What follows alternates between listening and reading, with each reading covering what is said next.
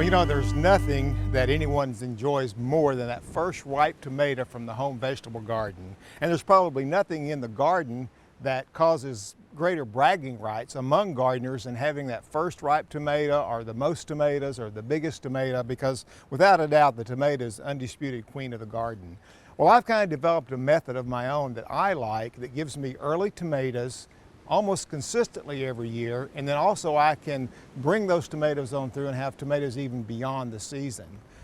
It is not unlikely in this method that oftentimes I've had ripe tomatoes. By Memorial Day, I can continue with ripe tomatoes because of the ones I've picked green off of my plants, but before the first frost in the fall, and keep those and have them ripe as long as perhaps even Christmas or New Year's Day. So I'm going to give you a few tips today and hope you can use some of these tips and you can have that early tomato or those real nice fresh tomatoes in your own home vegetable garden. First of all, I like to start out with an early tomato variety. I choose Early Girl. That's my favorite, I think, probably the best early variety for a couple of reasons. It's a 57-day variety. That means we have fruit on it about 57 days after flowering. And then also it's resistant to verticillium and fusarium wilts, but however it's not resistant to nematodes, so that's sort of a downside.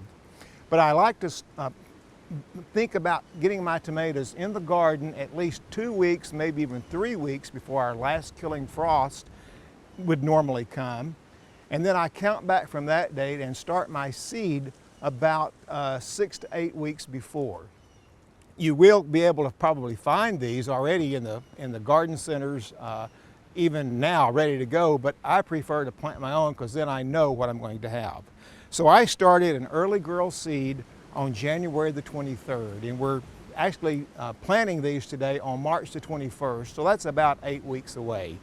And I have a nice, healthy, really stocky plant. It already has a flower beginning on it, and that's okay. I'm not going to be worried about that. But I've got my tomato plant all ready, and now I'm going to tell you how I prepare my bed, my planting site. I like to get my planting site started at least 2 weeks before I'm going to plant that particular plant. And the way I like to do it is work up my soil very well with my tiller, and then I space off the holes or the planting sites about, I like to do it about 3 to 4 feet apart. And I will dig a hole in my area, my planting hole, about 6 to 8 inches wide and 6 to 8 inches deep. I fill that hole up with good compost or well-rotted manure, 1/3 of a cup of lime, and a tablespoon of complete fertilizer like 10-20-10.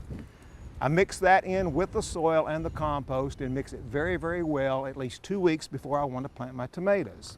I always mark that place with a little stick or a stake so I'll know where that site is because I'm going to cover it up later. The next thing I like to do is put a soaker hose all the way down my row right next to where I'm going to be planting my tomatoes. And I'll talk a little bit later about the importance of that as you will see and the advantages of that. And then in order to warm the soil, I get black plastic, spread that over the entire row, weight it down well with soil on the side so it doesn't flip in the wind. And today would not be a good day to do it because it's pretty windy, so you want to do that on a calm day if possible. So you can see that where I have fixed my planting sites and put my stick, I can now identify those by the hump that's underneath the plastic. So that's where I know that I want to plant my tomato plant. And so about 2 weeks after I fix those, then I'm ready to plant. So let me show you my technique for doing that. I have my planting site identified there. So with a sharp knife or instrument of some kind, I'm just going to cut a slit right where that area is. Take my little stake out. Be careful not to slit my soaker hose. Take my tomato out. It's a nice tomato plant, good root system. That's very, very important. And then dig down in there where I've got this good topsoil, compost, and soil amendments mixed together. I like to break off the bottom 2 leaves of the tomato plant and just expose the stem, the tomato will root anywhere the stem is covered by the soil. And so the deeper we plant that, the better root system it's going to have. And that's important, particularly on these early tomatoes as we're trying to get them off to a fast start. So I'll plant my tomato as deep as I can get it in, cover it well, tap it in well with the soil, and then put my label beside it. Now, this label to me is very important. I've put on there the date that I started my seed, the date that I planted my seed, and you notice I put a little hole in there with a paper punch and a twisty on there, because later on when this tomato gets larger and I have my cage on there, I'm not going to be able to tell what variety that is. So I picked that label up and I'm ready to just twist it on the side of the tomato cage so that I can easily identify, without looking for a label underneath the plant, what variety that plant is. Now comes the big secret, as far as I'm concerned, for these early tomatoes. And that's using a little garden protector called the wall of water. The wall of water is very easily used. It's available in our garden centers. It's a plant protector that is a double wall plastic TP looking thing, look like this. I've already done one of these. And we simply put this around the tomato plant, fill it up with water, and it makes that TP shape once it's full. Now notice I put a bucket over there because that kind of helps stabilize the wall of water itself as I'm filling it with water. So let me get my water hose and begin filling that. And oops, as usual, I forget one thing. When I plant my tomato, I like to give it a weak solution of fertilizer in a starter solution, about a tablespoon of 10-20-10 fertilizer to a gallon of water, mixed up the day before. I want to put that around my plant.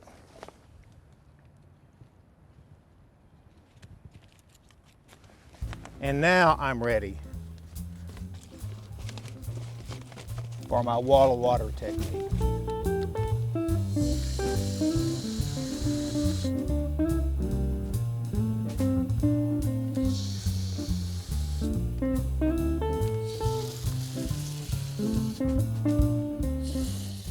Okay, when I start filling the wall of water, I like to do one each on opposite sides from the other. That kind of helps stabilize it a little bit. And then I will come in after that and do every other cylinder about a third full. And then we'll just go around and fill up the rest of them all the way to a few inches to the top. And then that completes our process. The reason I like this wall of water is because you can put it on around plants early enough to protect from some pretty hard freezes. The information that I found on this says it will protect plants up to as low as 20 degrees Fahrenheit. And I have had mine that actually have frozen, almost solid, and the plants inside are still okay. So these wall of waters, I think, are a really good plant protector. They are very readily available in most garden centers and the garden supply stores, and they can be used year after year. So once we have it completed, I simply reach down, pull out the bucket, and then it makes the little teepee shape. So on very cold nights, if it's still open a little bit, we can wrap that with a string and keep it tight. When the weather starts getting warm, but we still may not be completely free of frost, I can roll this down and make a little roll out of it and open it up in warm days, and it can allow air and circulation in there and also a little bit more light. So I think it's an excellent way to get these tomatoes started early. Now, as I mentioned, I leave this on till all danger of frost is past. By that time, my plants have reached the top. After that, I will simply pull this wall of water off. I will get my tomato cage at that time, place it over my tomato plant, get my tomato label that I've got the twisty on and put it on the cage so I can identify that plant. And then at about that time too, which will be probably sometime maybe in late April or early May, I can come in and cover my black plastic with a straw And that way, like this kept the soil warm this time of the year, the plastic will keep the soil cool throughout the summer. And I have a pretty well maintenance-free tomato row here. When I put my water sucker hose down, I left just a little bit of it out on the end down here so that I can connect my hose easily. I can water, the water will go on the bed by the tomato plants. There's no overhead sprinkling. Because the soil is covered with plastic and then with straw mulch, there is very little of any soil that splashes up on the plant itself, and so thereby we reduce the chance of many of our diseases. Most of our leaf and foliage diseases on tomatoes come from spores in the soil splashing up on the plant, and so with these plants maintained this way, I have very little foliage disease problems. They're a nice healthy plant. They get off to a good start. And if I keep them healthy, which really is pretty much maintenance free in the summertime, except for being sure that spider mites don't overtake them, then I will still have a nice healthy plant well into the late summer and early fall. And when the frost comes, I pick off those green tomatoes, I take them inside, I wrap them in paper, I store them in a cool place, and we have ripe tomatoes until Thanksgiving, Christmas, even New Year's. So there's some real advantages to doing this way. Another reason I like early girl tomato, it is the best early variety in my opinion, but it also has the ability to continue to set fruit during the really hot temperatures of the summer. They kind of are reduced in size, but still it's a good season-long tomato for me.